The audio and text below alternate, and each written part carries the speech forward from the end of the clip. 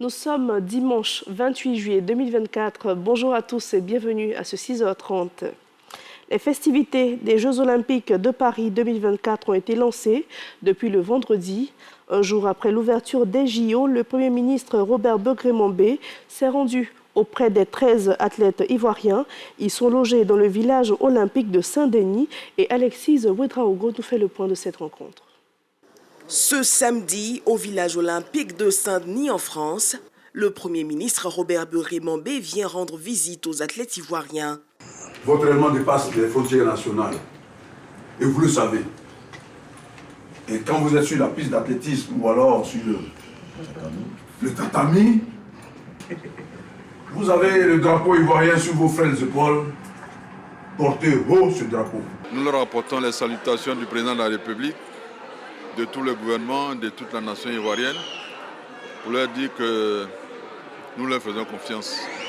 C'est une compétition, c'est vrai, mais ils ont suffisamment d'atouts athlétiques, psychologiques, morales, d'ordre moral et techniques pour affronter les autres athlètes. On leur fait entièrement confiance. Une démarche qu'apprécient et saluent les athlètes. Oh là là, c'est tellement, vraiment, j'ai même pas les mots.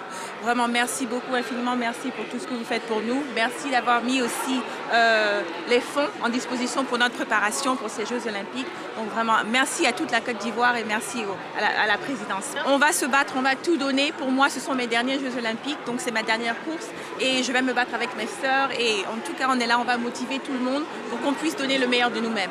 Le chef du gouvernement a profité de ce moment pour visiter les infrastructures du village olympique. Le village héberge 14 500 athlètes et leur staff pendant les Jeux Olympiques. Notons que 60 000 repas y sont servis chaque jour et une polyclinique mise à disposition des athlètes 7 jours sur 7. Dans le domaine des médias, durant 5 mois, 10 jeunes Ivoiriens ont bénéficié de formations en montage, son et photographie dans la commune du Plateau.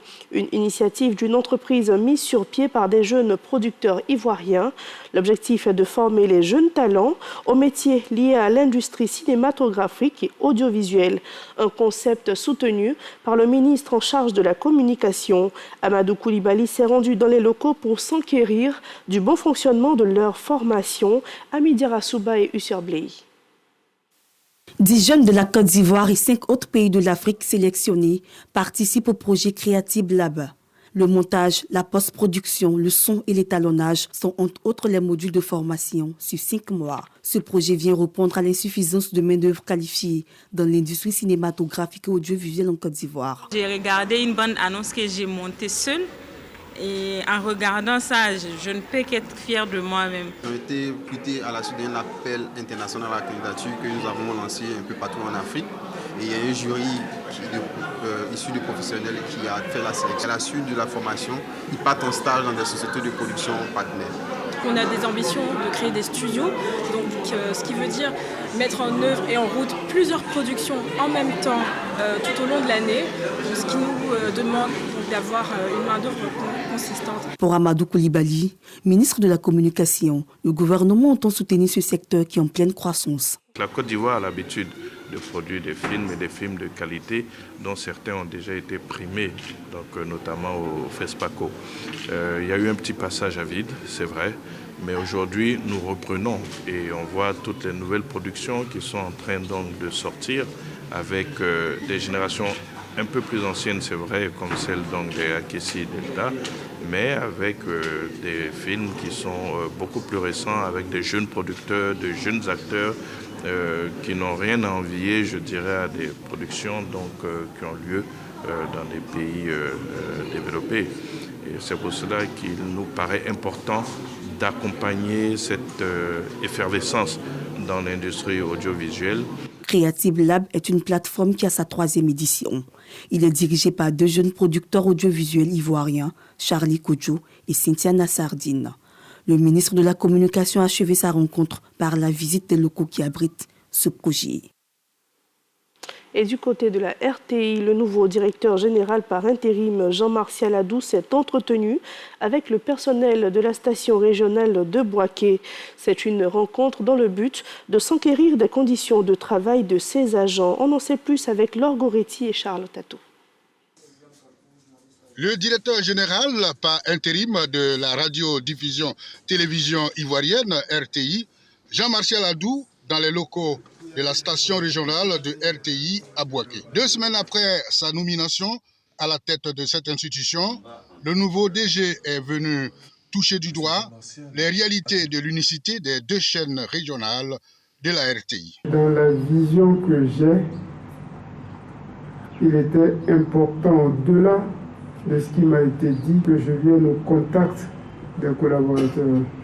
Et je pense que j'ai eu raison de venir. Parce que bien souvent, entre le rapport qu'on vous fait et la réalité, il peut y avoir des différences. Et aujourd'hui, en visitant RTI Boaké, je me suis fait ma propre idée.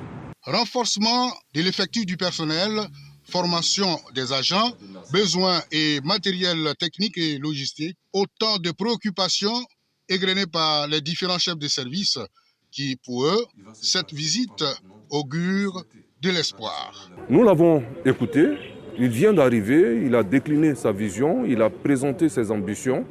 Il nous a également écoutés, nous avons fait cas de certains nombres de préoccupations et il a pris bonne note. La venue du DG est une lueur d'espoir pour RTI Boaké. Déjà, nous disons merci d'être venu parce qu'il a voulu lui-même venir s'imprégner des réalités du terrain et surtout être proche de ses collaborateurs. Face aux nombreux besoins évoqués, le nouveau responsable du groupe RTI félicite le personnel pour son engagement. Jean-Martial Adou promet prendre des mesures rapides pour régler les problèmes d'urgence. Il y a des résultats qu'on verra tout de suite dans tout ce que vous avez dit. Il y a d'autres qu'on verra plus tard. On va travailler le plus rapidement et le plus efficacement possible. Ça, j'y tiens.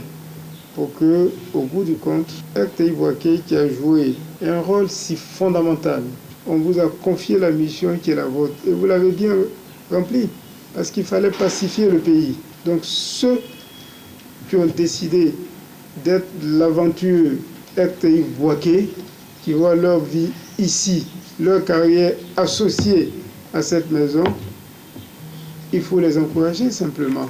Et on travaillera à faire en sorte que toutes les ambitions s'expriment ici.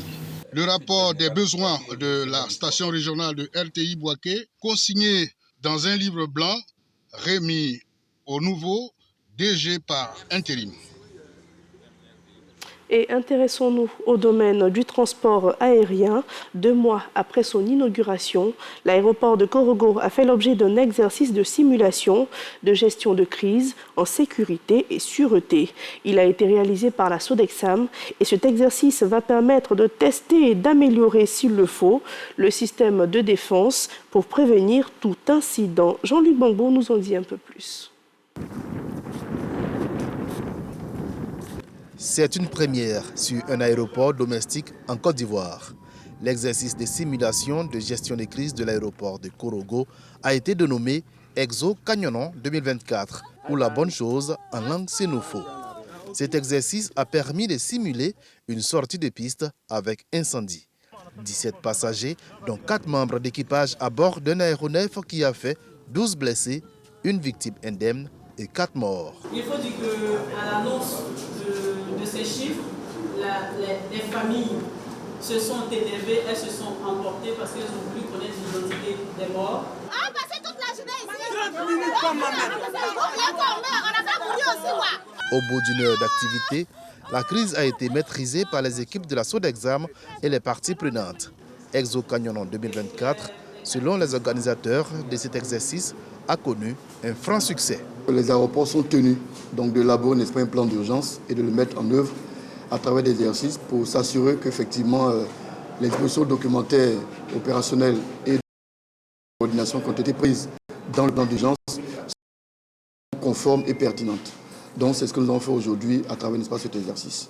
La gestion de cette Qui a mis en exercice réel, entre autres, le Centre des opérations d'urgence pour la gestion des victimes, le traitement de l'information de crise, la logistique ou encore la prise en charge psychologique et émotionnelle, a surtout démontré de la capacité de la SODEXAM et des parties prenantes à faire face à tout incident qui pourrait subvenir à l'aéroport de Korogo. Ce sont les vacances scolaires et les meilleurs élèves de l'année écoulée sont récompensés. Dans la région de la Marawi, les meilleurs élèves des établissements de Boisflé ont reçu des présents du président du conseil régional Epiphane Zorobalo. Ce sont des kits scolaires pour l'année à venir.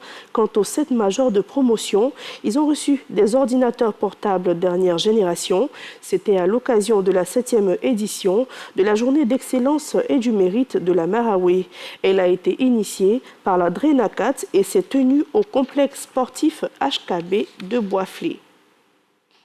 Aussi, dans la région de la Bagoué, l'heure est à la récompense pour les meilleurs élèves du primaire et du secondaire. Ils sont au nombre de 94. Ils ont reçu plusieurs prix des mains du président du conseil régional, Bruno Nabanyekone. Charles Tatou.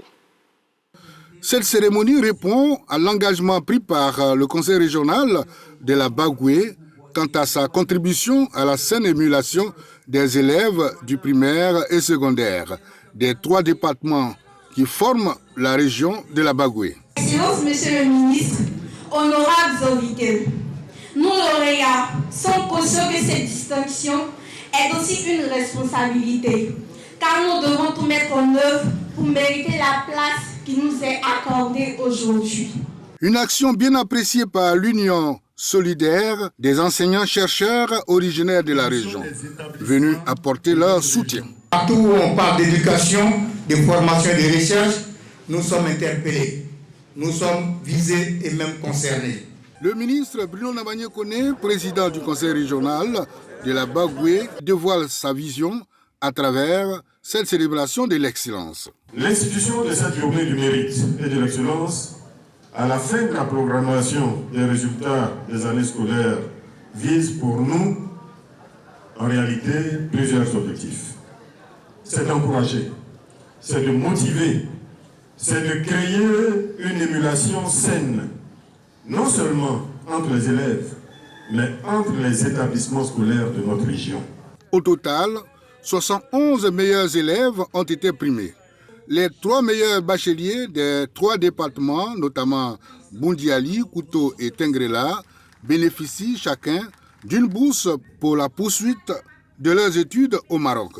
Après la célébration de l'excellence, le président du conseil régional de la Bagoué a également procédé au premier coup de pioche du nouveau siège du conseil régional de la Bagoué qui sortira de terre dans un délai de 12 mois.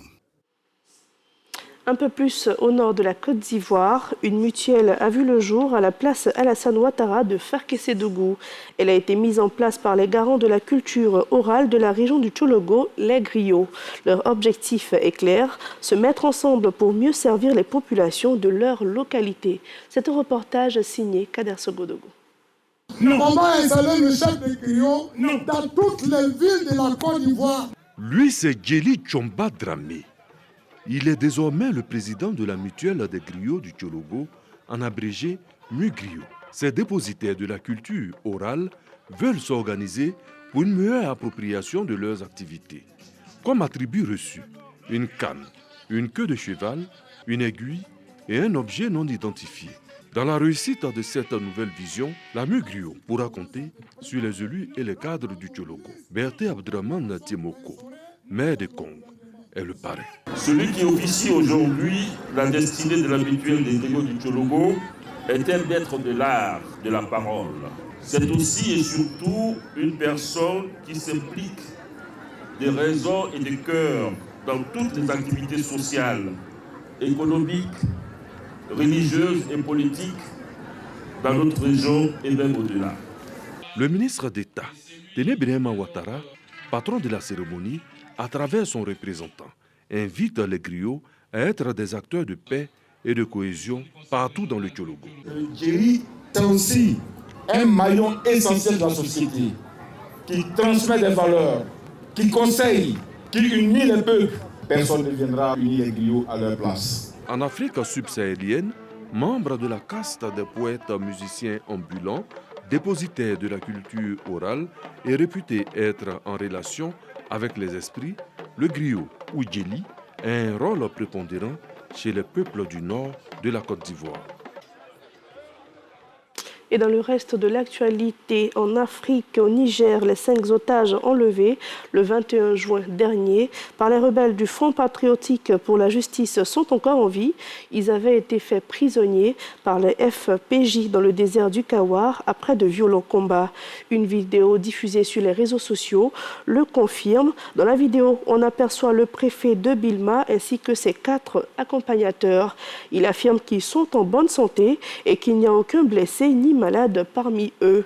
Ils souhaitent à travers cette vidéo obtenir l'aide de la junte au pouvoir afin de recouvrer la liberté. Voilà qui met un terme à ce journal. Merci de votre fidélité et bonne suite de programme sur la chaîne qui rassemble.